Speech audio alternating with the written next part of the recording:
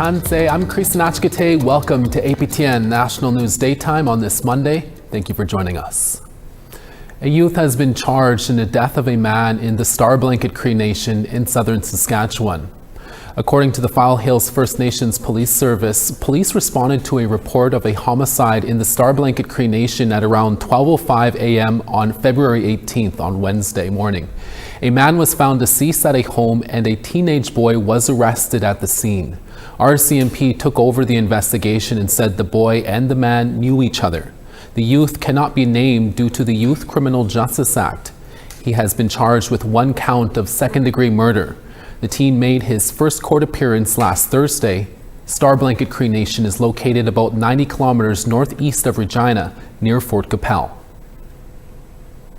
Alberta RCMP and the family are asking for the public's help in locating a man who went missing more than a week ago. According to Alberta RCMP, 20-year-old Carter Rogers was traveling from Devon to Rocky Mountain on Saturday, February 14th, when his 2025 Honda Civic got stuck in a ditch. The following day, Carter's car was found burned on an oil lease road in the Ochis First Nation. RCMP is asking anyone who has seen Carter to come forward with more information on his whereabouts.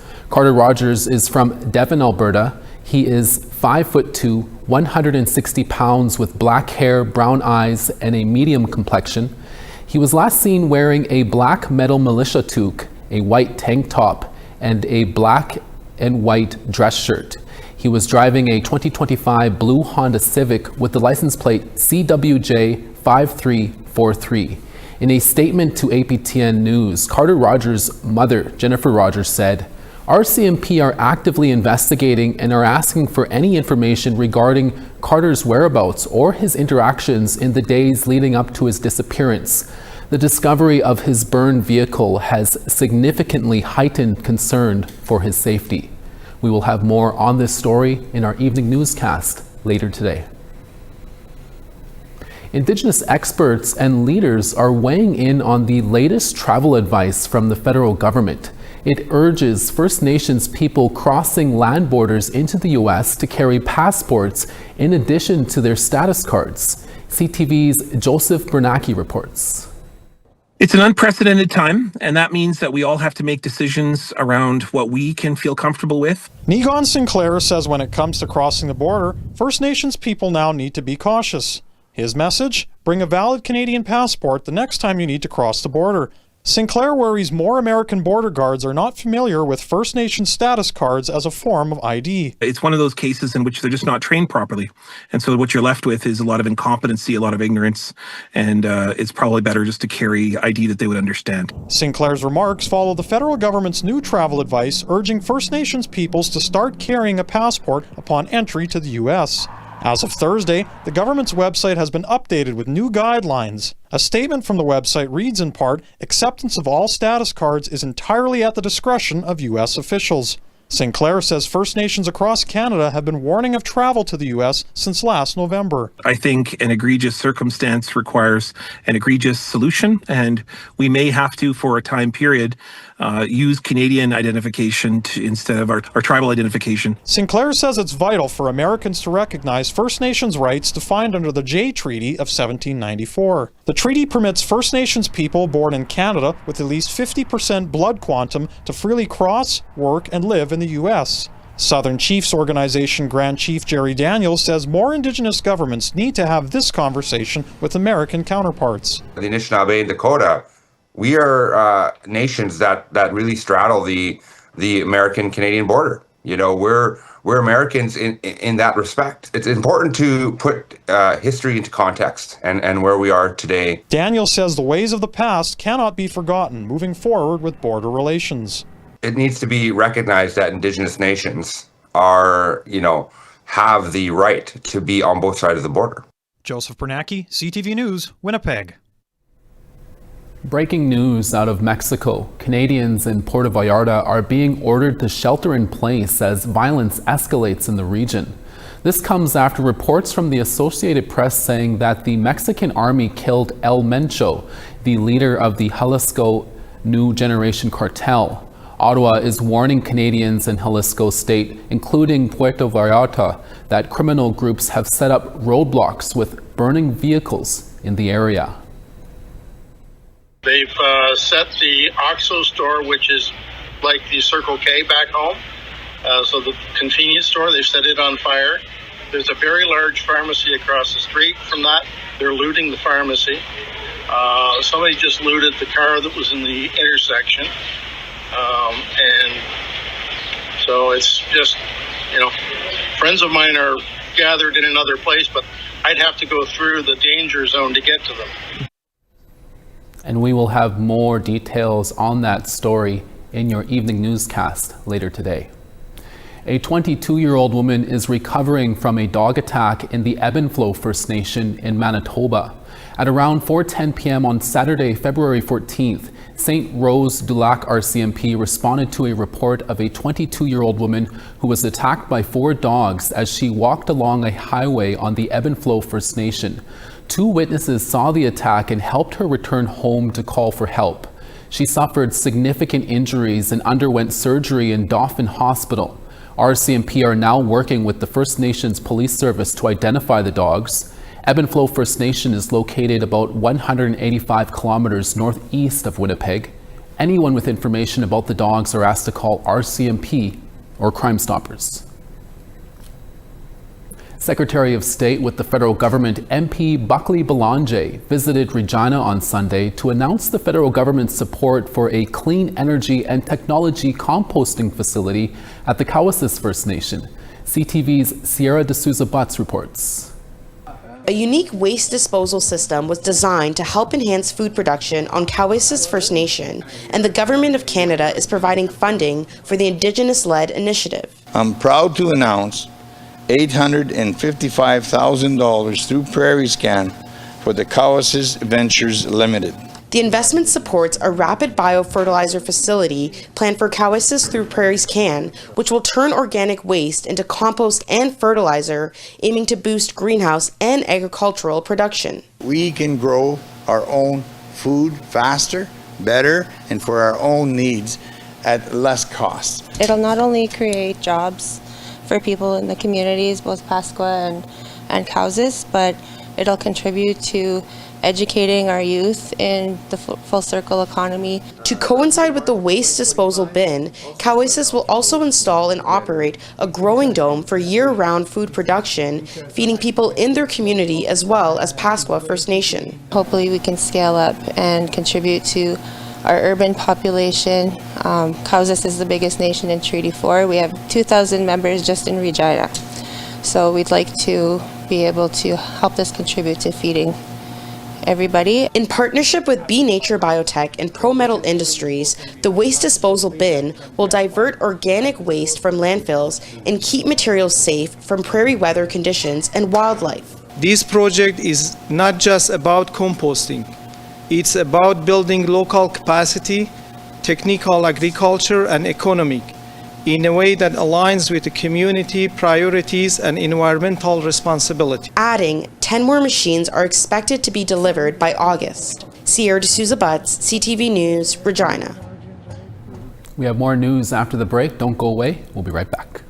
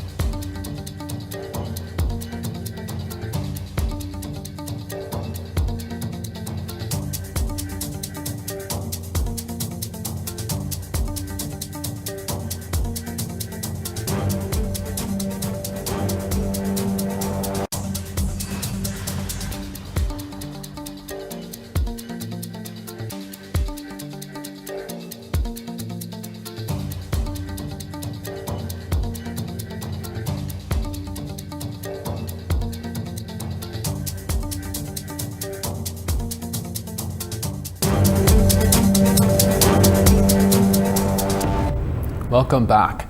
The federal government recently released information saying 759 businesses have been removed from the government's Indigenous Business Directory in 2024 and 2025. But there are differing opinions on what these numbers actually mean. APTN's Fraser Needham has that story. The data was provided as part of a response to a written question submitted in Parliament by Conservative MP Billy Moran.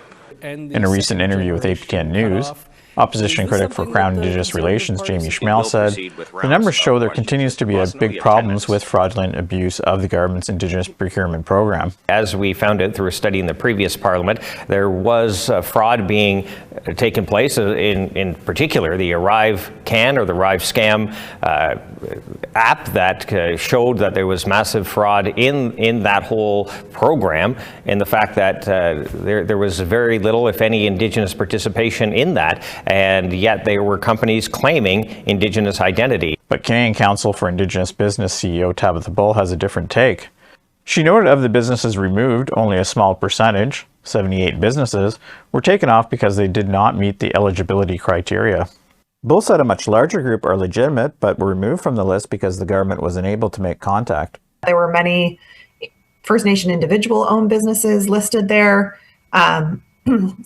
community-owned businesses listed there, businesses that we know that are legitimate Indigenous businesses. And then, when you really go and look into the reasons and see that there was a very small percentage actually that didn't meet the certification requirements. Interestingly, nowhere does it have a category called fraudulent. Abuse of the government's Indigenous procurement contracting system has been a hot topic in recent years, with media stories of various companies misrepresenting themselves in order to get on the list. However, one thing both Bull and Schmale agree on is the need to take the verification process for Indigenous businesses out of the government's hands. There are lots of Indigenous organizations already set up that have offered to help. They have come to us. They, I would assume, went to the government and had the same conversations, which has let us be involved.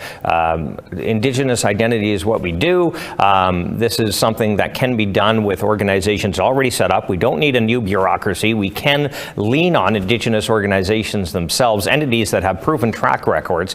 Bull said it is something her organization has been lobbying the government on for years. I think it should be held by an Indigenous organization. We look at, an example in Australia where they have an organization called Supply Nation that does this, and that the government then does their purchases through that marketplace. I think we're 8 years in that discussion of how it would be transferred to an organization or various organizations. Fraser Needham, APTN National News, Ottawa. Thank you, Fraser.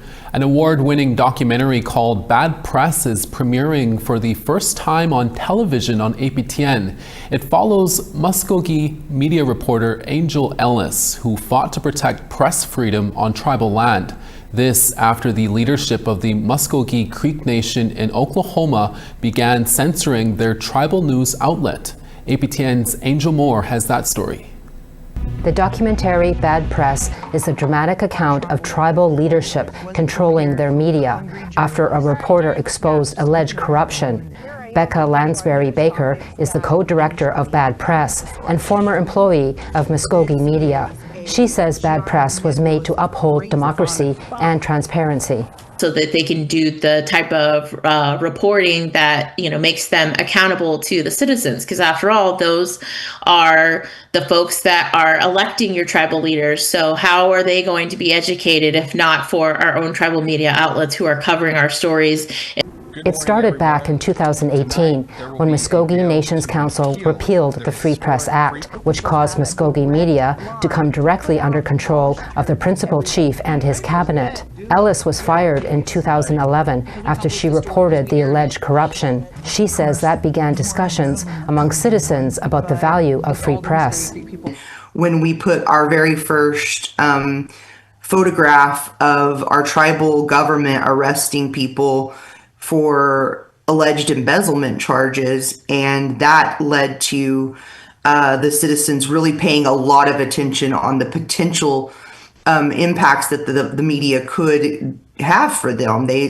Lansbury Baker worked at Muskogee Media from 2008 till 2013 as a writer and editor. She says after Ellis's article, her job was threatened by tribal leadership. But basically there was this kind of veiled threat of you need to stop, reporting on the things that you're reporting on, or we're going to can you too.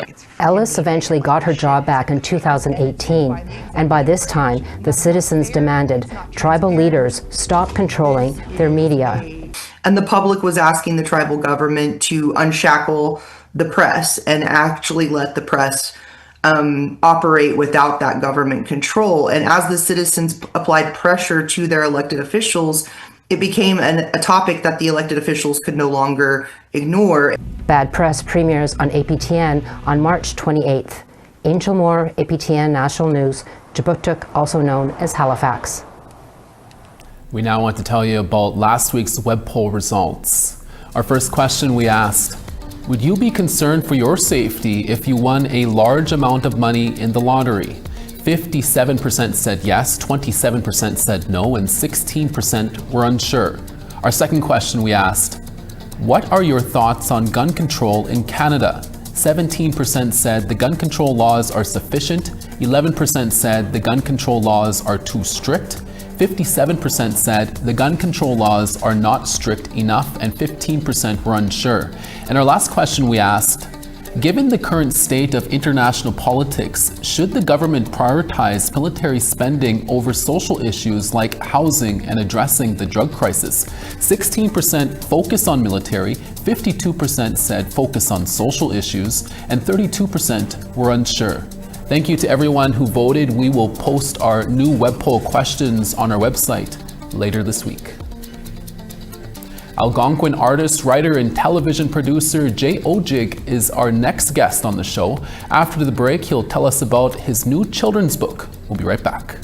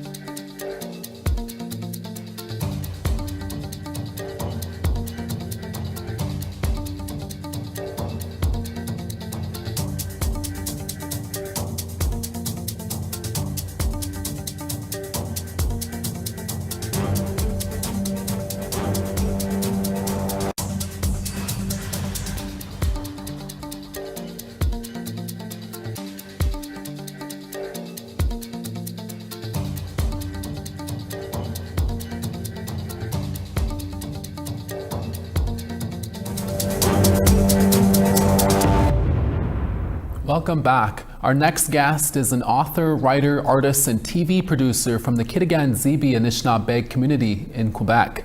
Best known for his creation of the children's show Kagagi the Raven on APTN, author Jay Odjick has now just released his new children's book titled Kaboom, Volume 1, Blast Off. It's a story about an Indigenous superhero that follows Grey Wolf and his dog Shadowbird, who are both on a mission to protect Indigenous artifacts from nefarious tomb robbers. If that ain't a reason to pick this book up and read it, I don't know what is. Our TR Wheatley recently interviewed Jay Odjick. Here's that interview. Jay Odjick, thank you for making some time for us here today. Can you tell us about your latest book, Kaboom, Volume 1, Blast Off, and why you wanted to write it? Yeah, it's a brand new book. It just came out. It's 140 pages from Scholastic Canada. It's about a young Indigenous superhero named Kaboom. And he's part of this global network of underground Indigenous operatives who battle colonialism and threats to the environment and reclaim stolen Indigenous artifacts. It's a lot of fun, and I wanted to write it because I wanted to try to give as many Indigenous kids as possible a chance to see themselves reflected positively and in a heroic way. So having a network of a bunch of different kind of Indigenous heroes, I think, gives us that opportunity. It's something I'm really proud of. Absolutely, and I guess you talked about it a little bit there, but I understand that Grey Wolf and Shadowbird are on a mission to protect Indigenous artifacts from tomb robbers. I guess why was this topic so important for you to tell children about? Sure. So Grey Wolf and Shadowbird are Kaboom's parents. They're superheroes, super agents as well, and members of this network. And the situation that we're talking about is there's a character named Montana Johnson, and he's legally very distinct from any archaeologist you might have seen in big budget movies starring a guy who might have also played Han Solo. But when I was a kid, I remember watching Indiana Jones and the Raiders of the Lost Ark and seeing, Indiana Jones goes in this cavern and he finds this artifact, this golden stone statue or idol, and he takes it because he says it belongs in a museum. And he leaves the cavern, and then the Indigenous people of that area are there, and they chase him because he's taking it. And as a kid, I don't think you could, even as an Indigenous kid, I don't think I really processed that. And as I got older, I realized what he's doing is thievery. Like he's stealing an artifact from those Indigenous people. And I just want to kind of, approach that in a way of saying, is this really heroic? Like that mentality needs to go away. Those people are not discovering our things, they're stealing them. And that's something that I think more kids should probably be aware of. And maybe it helps them think like, Indiana Jones or Montana Johnson, sorry, they're two legally distinct things. I need to make that clear. Montana Johnson isn't discovering artifacts like he's stealing them. So maybe kids think, is Montana Johnson going to come and discover my Nintendo Switch? That sounds illegal. So hopefully it just helps to help people see it in the way as it really should be seen as thievery. Mm-hmm. And I guess as Indigenous people, and you mentioned superheroes, but on our side of things, I guess this is considered a superhero. So I guess what's something that we don't see a lot of here? I guess, is this another important point that you wanted to make with this story, that we could pretty much be anything that we set our minds to? I think one of the things we need to be seeing is when we see Native superheroes predominantly from these American companies, all too often, if not every time, there's Indigenous superheroes created by non-Native people. And what we need to be doing is creating our own. And now I think the difference is we can create our own Indigenous superheroes or characters, and we're finding that we can do them through large platforms.